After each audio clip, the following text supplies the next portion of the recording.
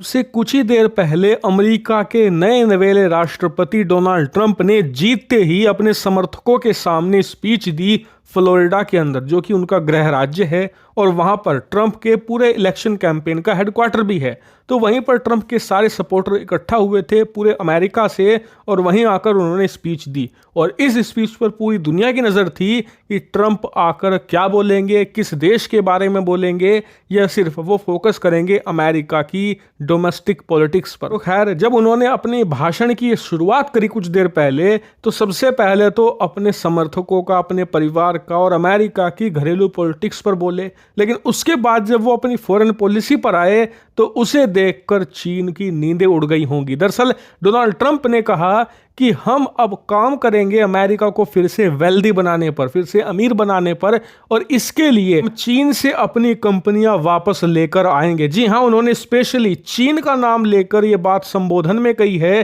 कि हम अपनी कंपनियां चीन से वापस बुलाएंगे। और ये चीन के लिए बहुत बड़ा खतरा है, क्योंकि यही काम उन्होंने 2016 में जीतने के बाद किया था। लिटरली चीन के खिलाफ एक ट्रेड वॉर, व्यापार युद्ध शुरू कर दिया था।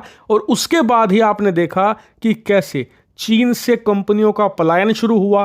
कंपनियां या तो वापस अमेरिका लौट गई या फिर भारत का रुख उन्होंने किया। और भारत में भी जो ये एप्पल, फिर ये सेमीकंडक्टर कंपनियां मैन्युफैक्चरिंग के लिए आ रही है ना, इसकी एक बहुत ज्यादा बड़ी वजह है 2016 में डोनाल्ड ट्रंप का शुरू किया गया व्यापार युद्ध। और अब ऐसा लग रहा है कि डोनाल्ड ट्रंप कुछ ही दिनों के अंदर जैसे ही राष्ट्रपति की शपथ लेंगे तो वो दूसरा व्यापार युद्ध शुरू करेंगे चीन के साथ। और इसे देखकर चीन की रातों की नींदें उड़ गई होंगी, क्योंकि इस समय चीन की अर्थव्यवस्था अपने इतिहास के सबसे कमजोर दौर से गुजर रही है। लगातार ये लोग स्ट्रगल कर रहे हैं, किसी तरीके से अपनी अर्थव्यवस्था को संभाल रहे हैं। ऐसे में अगर डोनाल्ड ट्रंप दूसरा व्यापार युद्ध इनके साथ शुरू करते हैं तो उसे ये झेल नहीं पाएंगे। लिटरली चीन की इकोनॉमी का ग्रेट कोलैप्स होगा। लेकिन नींदें सिर्फ चीन की नहीं उड़ी हैं। एक ऐसा देश है जिसकी नींदें तो हराम कर दी है डोनाल्ड ट्रंप ने। दरअसल डोनाल्ड ट्रंप ने चीन के बाद नाम लिया यूक्रेन का, कहा कि वो युद्ध को रोकेंगे और इसके लिए जैसे ही शपथ लेंगे काम शुरू भी कर देंगे। यानी कि देखा जाए तो जेलेंस्की जो यूक्रेन के राष्ट्रपति हैं, उनकी नींदें हराम हो चुकी है, क्योंकि जनवरी के महीने में ट्रंप को शपथ मिल जाएगी, वो राष्ट्रपति का पदभार ग्रहण कर लेंगे। यानी कि देखा जाए तो सिर्फ 2 महीने हैं यूक्रेन के पास रूस से अपनी जमीन वापस लेने के लिए।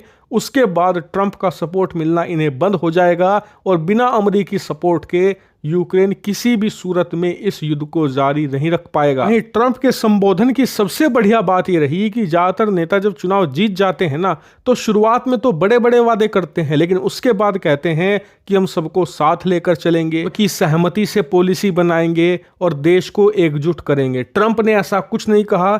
जो उन्होंने चुनाव में वादा किया था उन्हीं वादे को पूरे करने के लिए फिर से प्रतिबद्धता जताई।